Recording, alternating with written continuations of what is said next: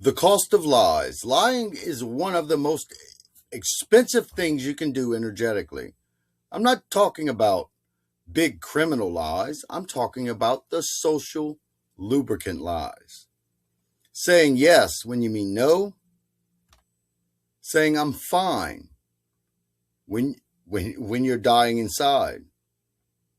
Laughing at a joke you find offensive. When you lie, you create a split in your reality. Layer 1, the truth, internal. Layer 2, the lie is external.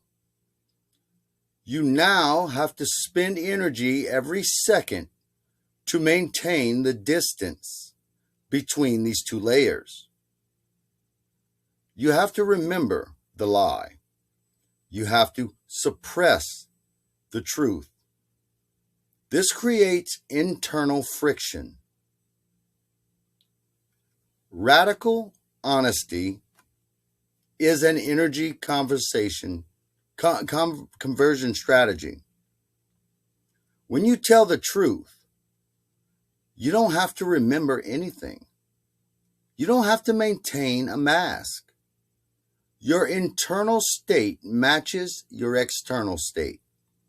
The energy you save by stopping the nice guy act is massive.